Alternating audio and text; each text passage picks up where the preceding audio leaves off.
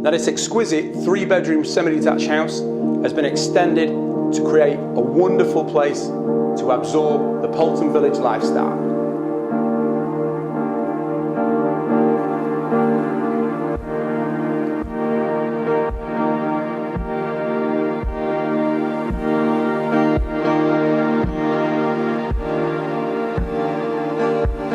James from Roland James Estates, and today we are at the impeccable Park Road in Poulton File.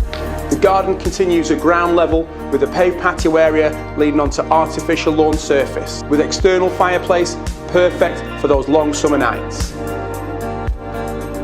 There's an additional sitting room that opens up onto a newly installed open plan kitchen diner with bifold doors that span the full width of the rear elevation.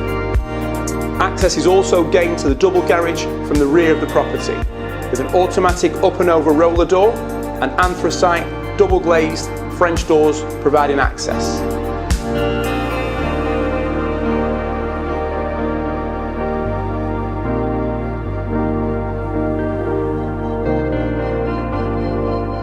Now the master bedroom is a wonderful size because it spans the full width of the property, and to this side is a walk-in wardrobe and ensuite.